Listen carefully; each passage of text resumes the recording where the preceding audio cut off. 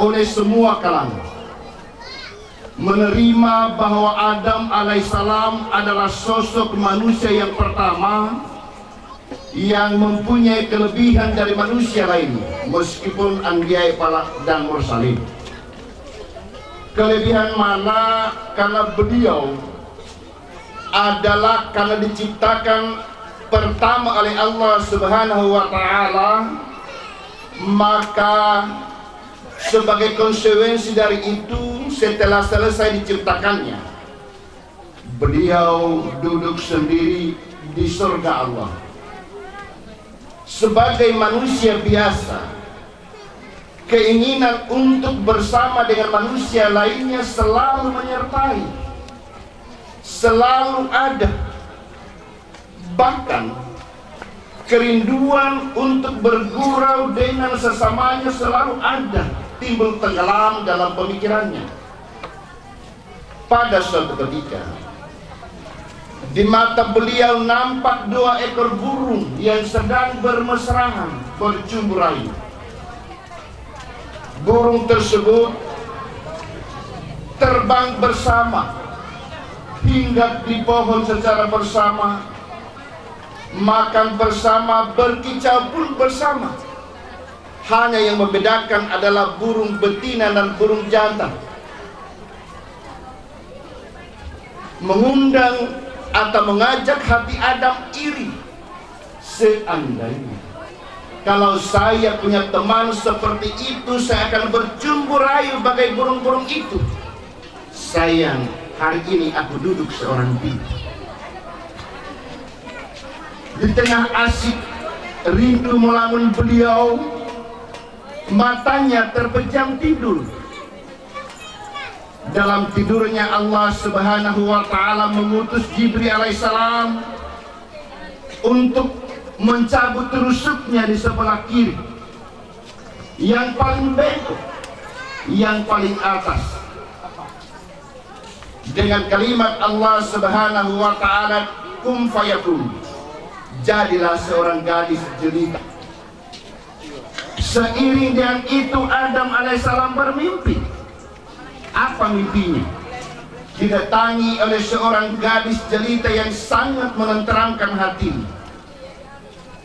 Alangkah kagetnya Adam alaihissalam ketika bangkit dari tidurnya. Gadis yang telah dilihat dalam mimpinya menjadi kenyataan. Adam tidak dapat menyembunyikan kegembiraannya, langsung membuntuti dan beberapa pertanyaan. Siapa engkau? Untuk siapa engkau? Dan siapa namamu? Sang gadis yang cantik jelita yang sedang tersenyum ke arah Adam alaihissalam menjawab dengan penuh kefasihan dan ketegasan, aku adalah seorang perempuan, dijadikan untukmu seorang oleh Allah Subhanahu wa Ta'ala. Adapun namaku terserah engkau, siapa yang menyebutnya dan siapa yang memanggilnya, dengan panggilan apa. Adam alaihissalam berucap sabda, Subhanallah, aku memanggilmu dengan Siti Hawa. Itulah yang pertama. Saya pending sampai di sini kalimat itu. Lalu saya sorong kepada sebuah nasihat seorang alim ketika dia menikahkan anaknya. Kalimat Siti Hawa yang mengandung urgensi yang sangat hakiki, yang patut digarisbawahi oleh setiap wanita atau istri yang hidup pada zaman ini. Aku diciptakan oleh Allah untuk dirimu seorang, namaku terserah engkau. Adalah kalimat yang mengandung kepatuhan, ketundukan, ketaatan dan kepasrahan kepada bakal suaminya karena Allah Subhanahu wa Ta'ala.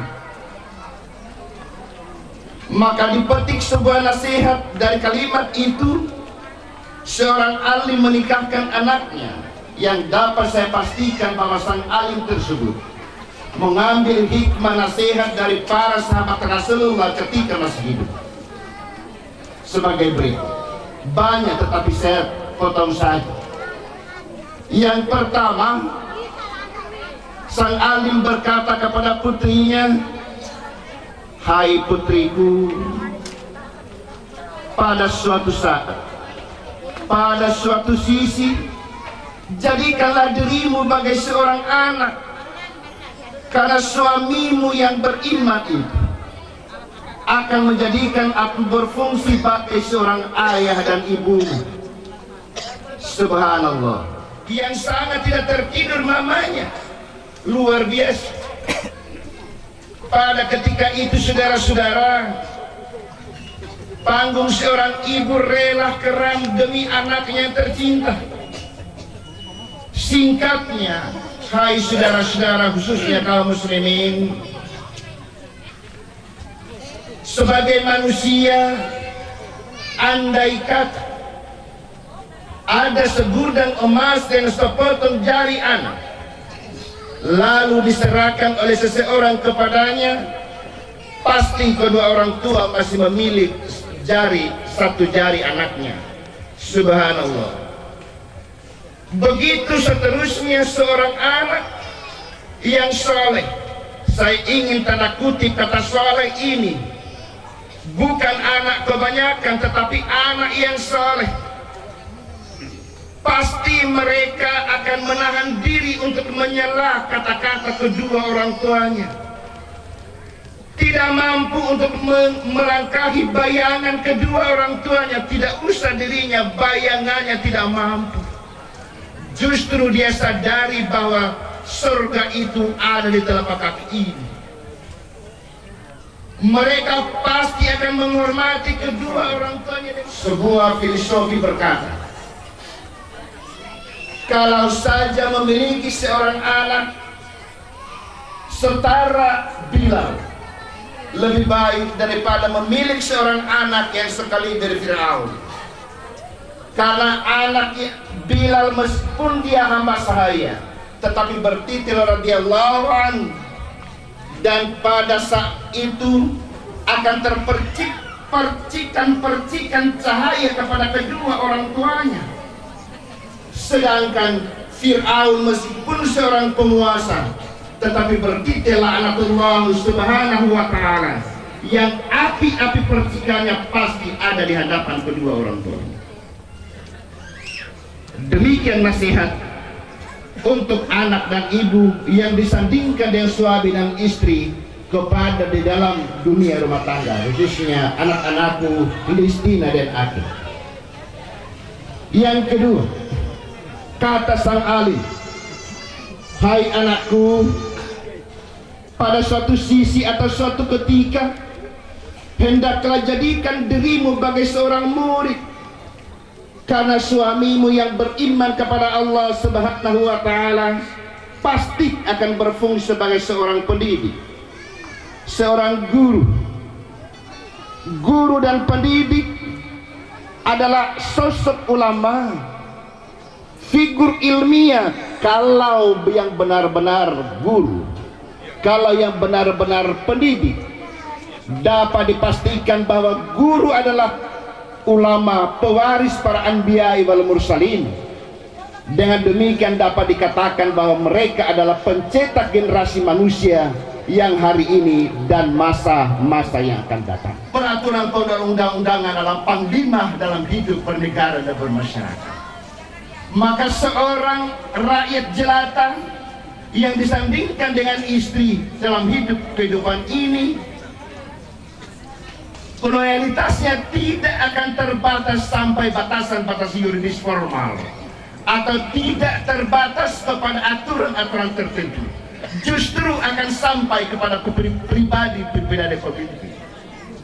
Rakyat yang telah menerima keadilan, telah menerima kebenaran, yaitu kebenaran hakiki, pasti akan rela darahnya tertumpah di bumi persada demi membela nama baik pemimpinnya. Demikian seorang istri dan suami dalam tataran yang disandingkan dengan nasihat ini, khusus kepada anak-anakku yang saya sangat cintai. Sesungguhnya nasihat lagi 4, tapi saya potong karena semua sudah lapar, saya sendiri lapar. Jangan sampai orang lempar.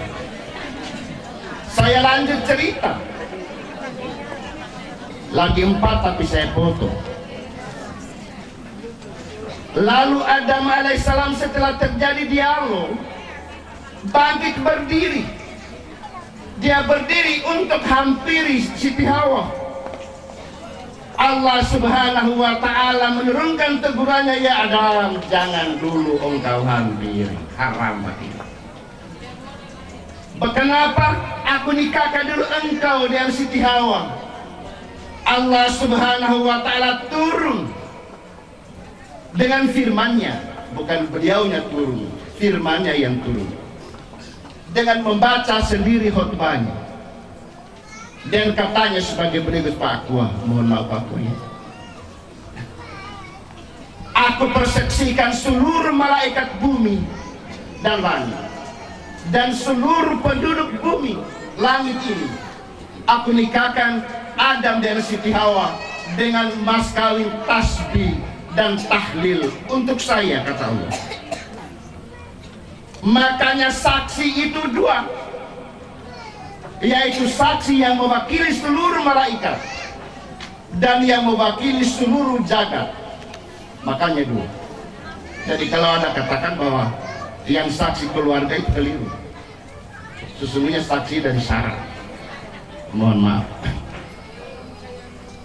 Selanjutnya mari kita periksa sedikit. Mas kawin yang pertama itulah pernikahan yang pertama. Ternyata mas kawin yang pertama adalah tasbih dan tahlil, bukan emas, bukan apa, keikhlasan antara suami dan istri. Saudara-saudara, kata subhanallah, mas kawin yang pertama adalah subhanallah, dan yang kedua adalah la ilaha illallah. Kata subhanallah adalah suatu kalimat, hai kaum muslimin dimanapun berada, ada suatu kalimat yang suci karena berasal dari yang maha suci, yang akan beredar, akan tertuju pada dada dan qalbi yang suci-suci. Untuk apa demikian? Untuk mensucikan keduanya, untuk mensucikan lahirnya anak-anak yang saleh.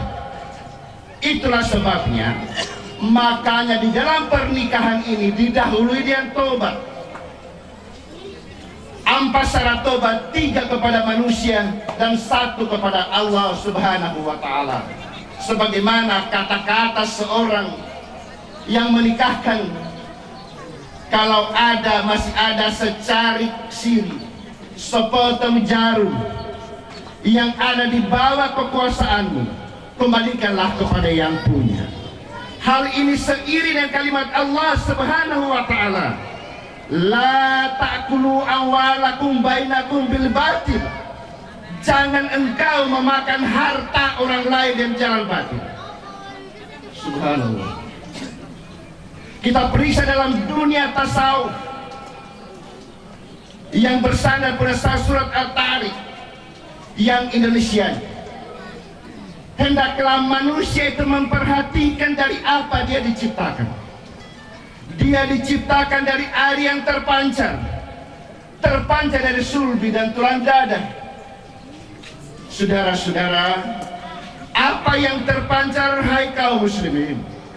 Yang terpancar adalah menggesekkan dari 2 protein, protein nabati dan protein hewani, yang menggesek sumsum yang ada di dada dan sumsum yang ada di sulbi. Pada ketika itu, setelah digeser, maka dia bergeser pada perut ibunya, dan selanjutnya untuk bertebaran di atas permukaan bumi. Kalau saja yang bercampurnya antara kedua sulbi ini adalah dari Allah subhanahu wa ta'ala semata-mata. Saya ulangi, kalau benar-benar dari Allah Subhanahu wa Ta'ala semata-mata, maka orang yang dicampur tadi tidak terkontaminasi dengan apa saja, sehingga lahirlah seorang manusia yang bersih, tidak ada kehendak untuk mengambil hak orang lain. Kalau saja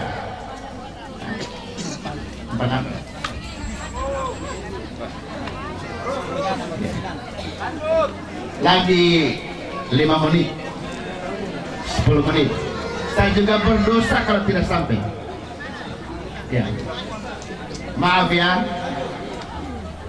Selanjutnya, kalau saja apa yang dikonsumsi oleh keduanya dicampur dengan hak orang lain, maka itu akan kembali pada aslinya, yaitu sifat hewani.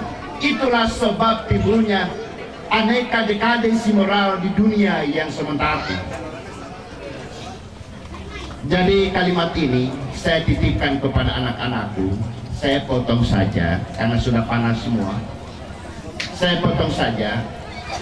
Di negara kita hari ini, di media massa tidak pernah luput dari perbincangan korupsi.